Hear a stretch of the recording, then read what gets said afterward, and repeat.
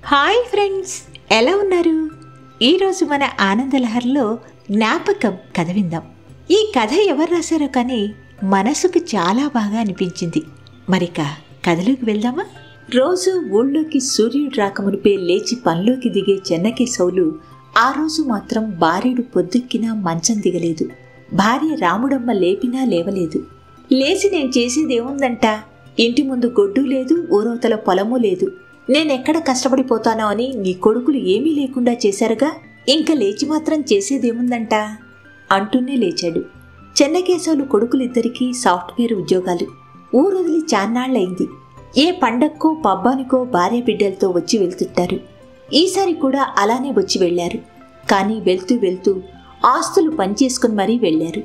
పంపకాల్లో ఎక్కడా గొడవలు లేకుండా చాలా న్యాయంగా పనిచేసుకుని వెళ్లారు. గొడ్లు గోద, పొలము బొట్ర, నగ నట్ర, తల్లి తండ్రి అన్నింటినీ సమంగా పనిచేసుకున్నారు. గొడ్లని అమ్మేశారు, పొలం మగతాకిచ్చేశారు. నగలు కోడళ్ళిద్దరూ, తల్లి తండ్రిని కొడుకులిద్దరూ సమంగా పనిచేసుకుని ఇంటిని మాత్రం ఉమ్మడిగా అమ్మకానికి పెట్టేసి వెళ్ళిపోయారు. వెళ్తూ వెళ్తూ ఇంకో 4 రోజుల్లో ఇద్దరినీ చెరొకరు వచ్చి తీసుకెళ్తామని చెప్పి వెళ్లారు. అదిగో అప్పటి నుండి చెన్నకేశవులకి మనోవ్యాధి పట్టింది. పుట్టి పెరిగిన ఊరిని, దాదాపు 40 సంవత్సరాలు కలిసి కాపురం చేసిన భార్యని వదిలి ఉండలేడు. తల్లిపోయిన తర్వాత తల్లిలా చూసుకుంది, తనతో పాటు గొడ్డులా చాకిరి చేసింది.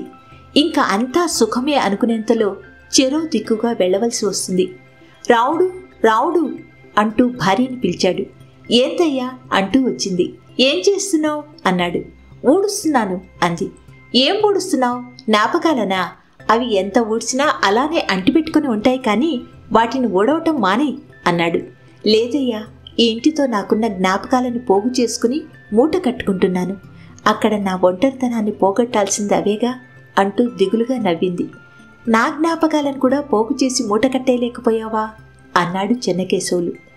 ఈ ఇల్లు నీకే జ్ఞాపకాలనిచ్చిందో వాటిని నువ్వే కదా పోగు చేసుకోవాలి అంటూ ఇంటిని ఒక్కసారి కలిగి చూసింది రాముడమ్మ. ఇంట్లోని ప్రతి అడుగు ఒక్కొక్క జ్ఞాపకమై కళ్ల ముందు మెదులుతుంది. రాముడు, ఎప్పుడూ 40 సంవత్సరాల క్రితం నా చెయ్యి పట్టుకుని నా బ్రతుకులో అడుగుపెట్టావు. ఎప్పుడూ ఏదీ కావాలని అడగలేదు. కలిమిలేముల్లో నా మనసిరిగి మసులుకున్నావు. ఇప్పుడు దూరమవుతాం అనుకుంటే నా ప్రాణం నన్నొదిలి వెళ్తున్నట్టుంది అంటున్న చెన్నకేశవుల కళ్లల్లో నీటిపుర. రాముడమ్మ పరిస్థితి అంతే. ఎప్పుడూ పన్నెత్తు మాట అనెరగడు, దేనికి లోటు చేసెరగడు.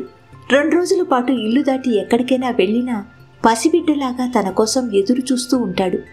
ఇలాంటి మనిషి బ్రతికినన్నాళ్ళు తనని వదిలి ఉండగలడా? ఈ ఇల్లు తనని కొత్త పెళ్లి కూతురుగా చూసింది, నిండు చూలాలిగా చూసింది, 2 పిల్లల తల్లిలా చూసింది. అది తనకి ఇల్లులా అనిపించదు, దగ్గరికి తీసుకునే తల్లిలా అనిపిస్తుంది. ఇంటిని వదిలిపెట్టడం చాలా కష్టం.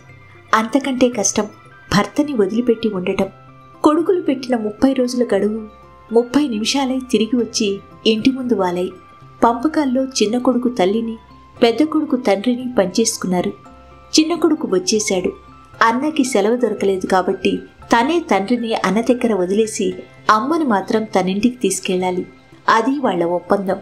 వస్తూ ఉంటే అమ్మా నాన్న దగ్గరలో ఉన్న గుడికెళ్లారని ఎదురుగా ఉన్న బడ్డీ కొట్టు సీను చెప్పాడు. ఇంటి వీధి తలుపు తీసి లోనికి వచ్చాడు. ఇంటివైపు చూశాడు. ఎప్పుడూ చూసే ఇల్లే అయినా చాలా అపురూపంగా అనిపిస్తుంది. బహుశా కొన్నాళ్ల తర్వాత తమది కాకుండా పోతుందన్న బాధ వల్లనేమో.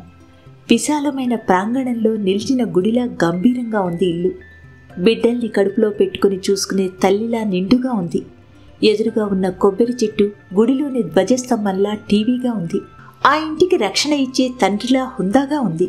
కొబ్బరి చెట్టు చూడగానే చిన్నప్పుడు నాన్న ఆ ఆకులు చీల్చి అన్నయ్యకి తనకి వాచ్లు ఉంగరాలు చేసి పెట్టడం గుర్తొచ్చింది. ఇంటికి మూలగా గిలక బావి. అమ్మ తలంటుకు రమ్మంటే దొరకకుండా బావి చుట్టూ అమ్మను పరిగెత్తించడం గుర్తొచ్చింది. అక్కడ ప్రతి అంగుళం ఓ జ్ఞాపకమై పలకరిస్తుంటే ప్రాంగణం దాటి వసారాలకు వచ్చి ఆగాడు. అక్కడే నాన్న తనకి అన్నయ్యకి కొత్త పుస్తకాలకి అట్టలు వేస్తున్న జ్ఞాపకం. వసారా దాటి తలుపు తీశాడు. ఇంట్లోకెళ్లగానే ఏదో పవిత్రమైన భావన. బహుశా అది పూజ గదిలో నుండి వచ్చే అగరత్తుల వాసన వలనో, లేక ఆ ఇంటి మీద ఉన్న మమకారం వలనో. ఎదురుగా గోడవైపు చూశాడు. అమ్మా నాన్న ఫోటో, షష్ఠిపూర్తి నాటిది. ఇద్దరి ముఖాల్లోనూ సంతోషం. అలానే నిలబడి ఫోటో వైపు చూస్తున్నాడు. మెళ్ళో పూలమాలలతో గర్భగుడిలోని దేవతామూర్తుల్లా ఉన్నారు. ఒకరంటే ఒకరికి ప్రాణం, ఒకరుంటే ఇంకొకరికి ధైర్యం. ఆ ఇంటిని రూపాయికి రూపాయి పోగేసి కష్టపడి కట్టుకున్నారు. కట్టేటప్పుడు ప్రతి ఇంటిని ఇటుకలతోనే కడతారు. కానీ కొన్నాళ్లయ్యాక ప్రతి ఇటుక ఓ జ్ఞాపకంగా మారిపోతుంది. ఆ ఇంట్లోని ప్రతి అంగుళం వాళ్ళకి అపురూపమే. వాళ్లకే కాదు, తనకు కూడా. ఆ విషయం ఇప్పుడే తెలుస్తుంది. 4 గోడల మధ్య ఉన్న శూన్యంలో కూడా ఎన్నో జ్ఞాపకాలు నిక్షిప్తమై తనని ప్రేమగా నిమురుతున్నట్టున్నాయి. ఇంటి నుంచి బయటికి వచ్చి గుడికి వెళ్ళాడు అమ్మా నాన్నని కలవటానికి. దైవ దర్శనం చేసుకుని చూస్తుంటే ఇద్దరు గుడిమెట్లు దిగుతూ కనిపించారు. గర్భగుడిలోని దేవతామూర్తులు నడిచి వస్తున్నట్లు అనిపించింది అతనికి. గర్భగుడిలోని దేవతలు నమ్మకం. గర్భగుడి దాటి బయటికి వచ్చిన ఈ దేవతలు నమ్మకం కాదు, నిజం. భగవంతుడు కూడా కాదనలేని నిజం. పుట్టుకకు కారణమైన వాళ్ళు, పోషణకు కారణమైన వాళ్ళు, ఎదగడానికి కారణమైన వాళ్ళు. అలాంటి వాళ్లను వేరు చేయడం అంటే గర్భగుడిలోని అన్యోన్య దంపతుల విగ్రహాలని కదిపి కుదిపి పెళ్లగించి బయటికి తీసి వేరు చేయడమంతా మహాపాతకం అనిపించింది తనకి. మనసులో అలజడి మొదలైంది. వాళ్ళిద్దరూ కొడుకు దగ్గరికి వచ్చారు.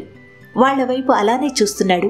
వాళ్ళిద్దరూ వేదనతో కనిపించలేదు, అతనికి వేదనలా కనిపించారు. ఇదివరకైతే ఒరే చిన్నోడా అంటూ నవ్వుతూ పలకరించేవాళ్లు. ఇప్పుడు తన వైపు దిగులుగా చూస్తున్నారు.